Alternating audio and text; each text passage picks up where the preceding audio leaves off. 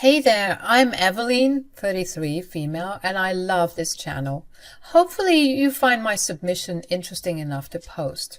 Growing up, I was surrounded by finance bros and CEOs, the types who only speak stock market jargon and measure success in numbers. My old man even wanted me to take over one of his companies, but you see, that wasn't my jam, not even close. My brothers thought it was just such a shame. They believed I had the brains for it, and I suppose I did, but I just wasn't passionate about running some big conglomerate. I had different dreams that smelled like freshly brewed coffee and old books. So when I turned 24, armed with my business degree, I set out to make those dreams a reality. A quaint town, a cozy cafe, and a library. That was the dream. And you know what? It worked. Business was booming in about a year or so. Maybe too much. People flocked to my little spot like it was the last oasis in a coffee desert. But here's the thing. I didn't want to be swimming in piles of money like Scrooge McDuck. I liked the simplicity, the connection with the community, and the grind. It's just like playing The Sims. Sure, you can cheat for unlimited money, but where's the fun in that? The real joy is in the hustle, the sweat, and seeing your hard work actually pay off. I wanted to downsize, keeping things simple, but luck just wouldn't let me. I was even rejecting business offers that came my way. My patrons would beg me to expand into something bigger, but I didn't want any of that. It's not that I'm ungrateful, but too much success started feeling like a cheat code that I couldn't turn off. Then one day, everything I thought I knew changed and flipped my whole world upside down. Let me set the scene for you. It was a typical day at Nook, the name of my cafe library, and in came some swanky-looking businessman. Now, let me tell you, he looked like he had just strolled out of a boardroom meeting, completely out of place in my quaint little cozy shop. The man was dressed in a business suit, looking like a handsome stranger in a rom-com, but I wasn't going to let the looks fool me. I'd been approached by many businessmen in the past, wanting to transform my cafe into something bigger and better, but those idiots just couldn't understand that I didn't want that. So when I turned them down, things got really ugly. They would threaten me with all sorts of things, saying they'd ruin me, but I would just yell back at them, not scared of their empty threats. So when I saw this man, I met him with some hostility.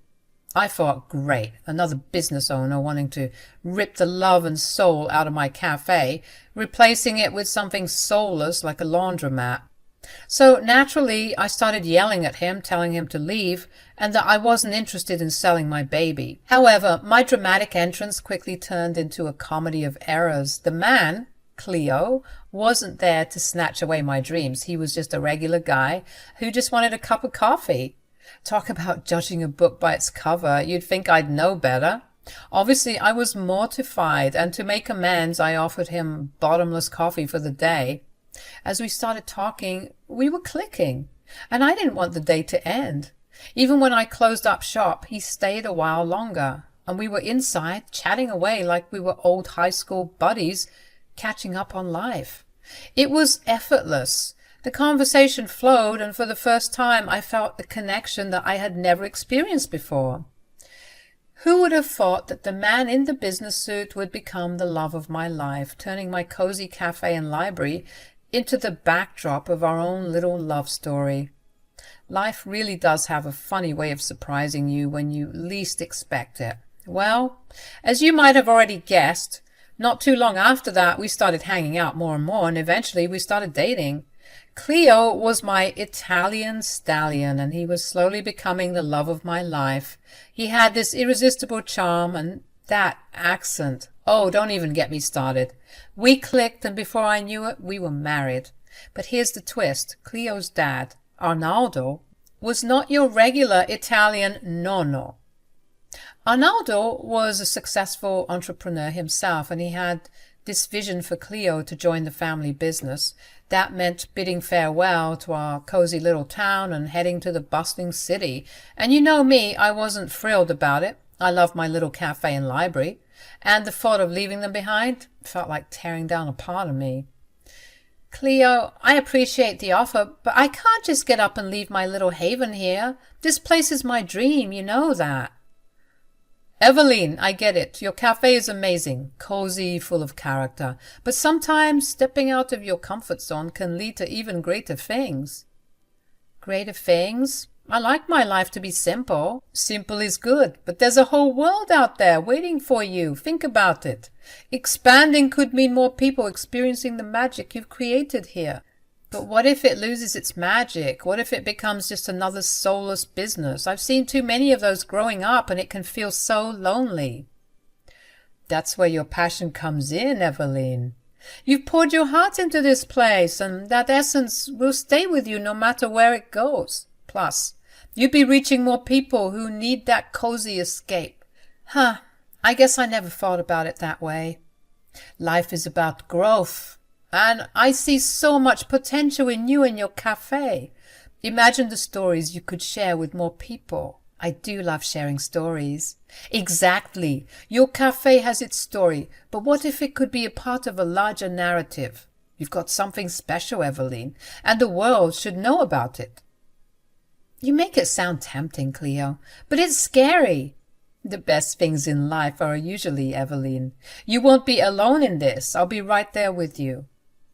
But love makes you do crazy things, right? So I agreed. All right, Cleo, let's do it. Let's see where this journey takes us.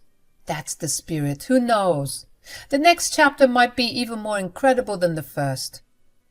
I packed my bags, kissed my little town goodbye, and embraced the unknown adventure that awaited us in the city. And let me tell you, city life was a whirlwind. It brought challenges, new faces, and a taste of a lifestyle I didn't really miss, to be honest. But amidst the chaos, one thing remained clear: my love for Cleo and my dream of that quaint cafe and library in a town far, far away. Little did I know, life had more surprises in store for me. Like I said earlier, we moved to the hustling, bustling city life, the Big Apple to be precise, because Cleo and Arnaldo wanted to start a business. But this was more than just starting a business. This was Arnaldo's way of testing his son and seeing if he had what it took to mess with the big boys. Arnaldo was always a tough nut to crack, stern and unyielding in his expectations. Cleo always faced an uphill battle trying to step into the big shoes of his father. I'd see Cleo night after night poring over business plans, trying to be the man his father wanted him to be. You see, Cleo wasn't really the business-savvy type. You know how I said that I had a knack for this life? Like it just seemed that I was destined to be a billionaire businesswoman. Not my words, but my brother's. Yeah, whatever spark I got, Cleo had none of that. It was actually quite sad to see him try so hard for his father's approval, but always fall short. I would comfort him and reassure him that everything would be all right, but Cleo didn't want words. He wanted numbers. He wanted results. I couldn't just stand by and watch him struggle, so I stepped in, showed him the ropes of the trade. Business wasn't just about numbers, it was about passion, caring for the people you worked with and understanding the heartbeat of your community, and that's what really mattered. Of course, Cleo wasn't an overnight success. No, it took time, patience, and a lot of late-night coffee-fueled conversations, but slowly things began to change and things were picking up. He started making decisions that mattered, connecting with people beyond the surface level. It wasn't just about profits anymore. It was about creating something meaningful. Then one day, as I was lazing around at home doing nothing, Arnaldo called me and told me he was at the door. I went to open it for him and he said, "Why, hello, Eveline." "Hey, Dad. Cleo isn't home right now." "That's quite all right. I came to see you." Arnaldo's unexpected visit surprised me. I couldn't help but wonder what business he had with me, especially when it seemed like Cleo was his main focus lately. I let him in, of course, and got him some coffee, and we started with some small talk. At first, I thought he just wanted to catch up with his dear old daughter-in-law, but honestly, I should have known better. The atmosphere in the living room shifted when Arnaldo said he had something serious he wanted to talk to me about. Arnaldo, with a serious face, confessed that he had something important to share with me. "But before I get into that, I just wanted to say thank you." "For what?" I know it was you who taught my son to not be such a terrible businessman. What? I didn't do anything. He did it all by himself. Bless your heart, Eveline, but you can't lie to me that easily. Take the compliment. I've known my son since the moment he was born. He didn't have a business-savvy bone in his body. I mean, you have more talent in your finger than he does in his entire body. I know it sounds harsh, but it's the truth. And I'm sure your talents rubbed off on him. Arnaldo went on to explain that he intentionally kept Cleo away from business handbooks, telling him what to do and how to do it, saying that he wanted him to learn the hard way. That way he would be original and authentic to himself and his brand. However, the reality was that Cleo had already learned the ropes thanks to my guidance. I sat there, unsure of how to respond, feeling a mix of pride and guilt for helping Cleo without Arnaldo's knowledge.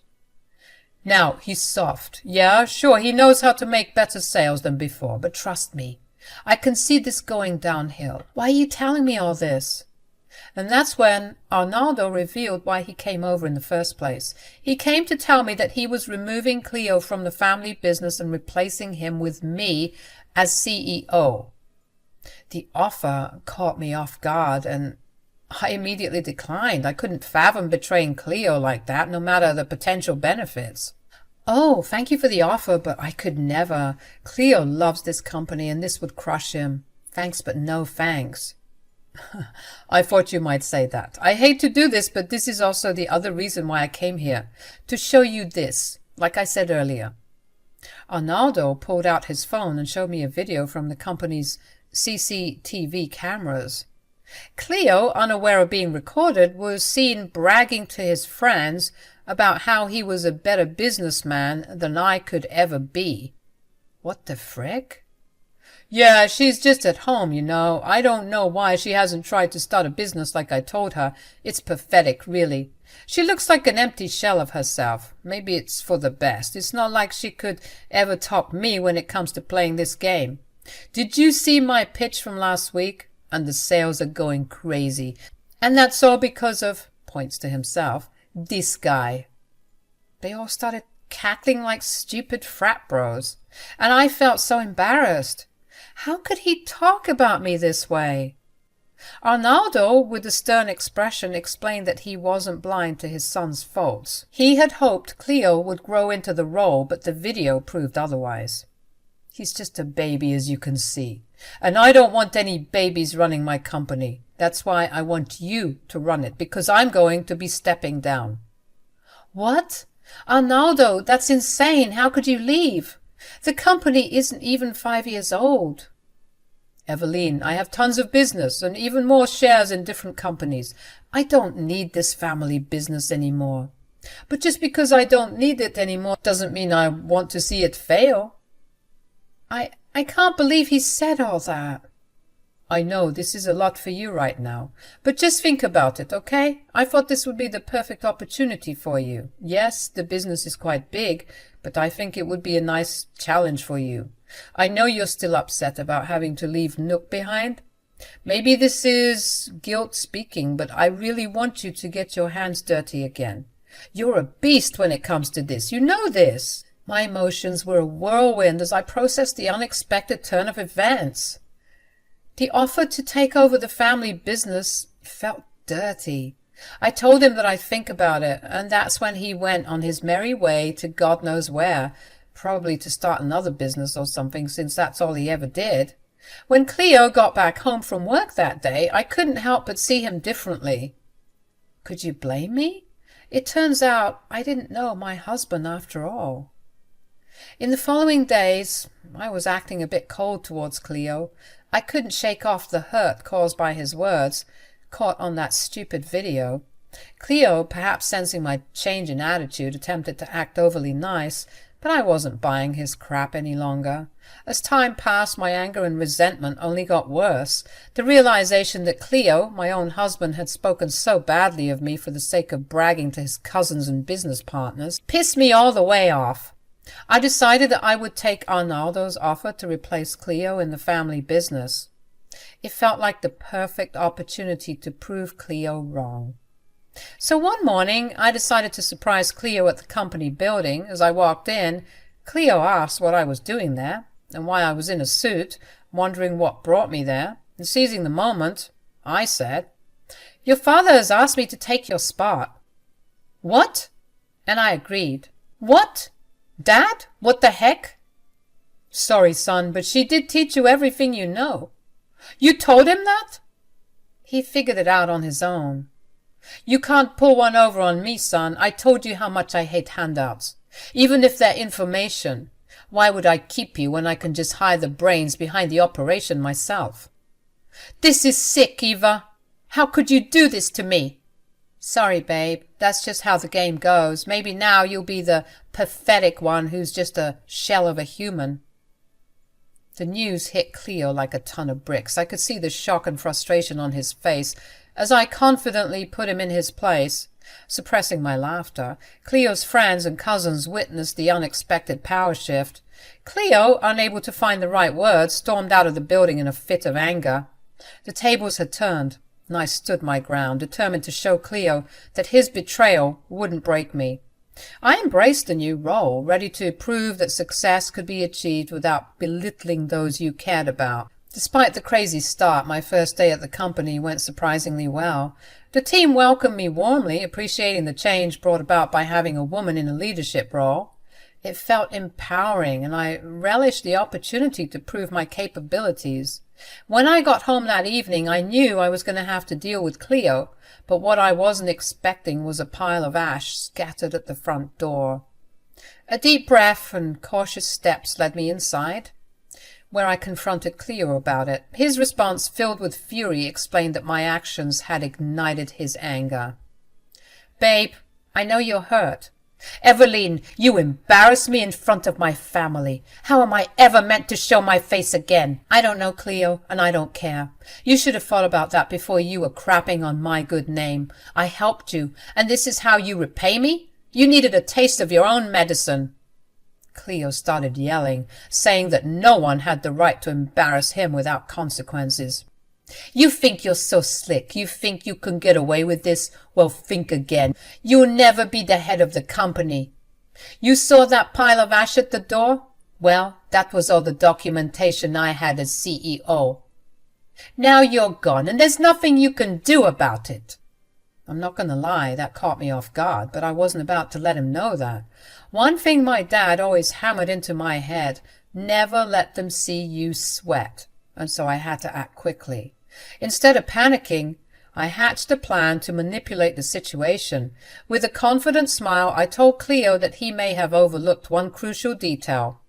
I had a copy of a highly incriminating document. "Which document?" "You know, the one that you don't want getting out, the one that can completely ruin your life. You think I didn't know it existed? But I saw it one day and decided to keep my mouth shut because you're my husband and I love you. But now, well, now I'm not so sure." "You're bluffing. You have nothing." "Am I? Why don't I call your father and tell him everything I know?" The expression on Cleo's face shifted from arrogance to panic as he realized that I was being serious. Mind you, I was actually bluffing, but his worried face told me everything I needed to know. He was hiding something damning, and I was about to get him to expose everything. Cleo's desperation became evident as he begged and pleaded for me not to reveal his secret. Bingo! I kept twisting the knife further and further, and this grown man looked like he was about to cry. How pathetic. The tables had turned, and he found himself at the mercy of the very person he had underestimated. Fed up with his lies and BS, I had no intention of saving him from the consequences of his actions at that point. In a surprising twist, Cleo exposed himself, admitting to embezzling funds from the company with an unsettling nonchalance, claiming, "It wasn't even that big of a deal. I just took a couple of $100,000, that's all." The revelation left me shocked, realizing just how bad his secret actually was. When he saw my face, he knew that I didn't know anything, but now I certainly did, and he looked like he was about to lose his mind. Without wasting any time, I called Arnaldo, informing him of Cleo's actions, burning the documents and confessing to embezzlement. "Arnaldo? obviously furious, told me that he was on his way. "What the hell? Why would you do that?" "He needed to know the truth, Cleo. You're a monster." Cleo, now panicking, unleashed his frustration on me, becoming aggressive as he tried to deflect blame. Unfazed by his intimidation tactics, I called him a coward, refusing to shy away under the weight of his drama and anger. Shortly after, Arnaldo arrived, and the atmosphere grew tense with heated Italian exchanges between father and son. I couldn't understand what was going on, but man, did I want to have some popcorn and watch the fight go down. They were all up in each other's faces, and I thought they'd start fighting in a minute. But then Arnaldo said something, and it seemed like the whole world stood still. Whatever Arnaldo said seemed to strike a nerve, causing Cleo to abruptly stop yelling and appear on the verge of tears for the 4th time that day. Arnaldo then switched to English and said, "Get out! You're not welcome here. You're no longer my son." Can you imagine being kicked out of your own home, losing your job, your wife and your family all in one day? It was tough to watch, I'm not going to lie. Part of me even felt bad for the man. But then I remembered all the crap he did, and I stopped feeling bad for him. Cleo's attempts at apologizing fell on deaf ears as Arnaldo remained firm, refusing to accept any words.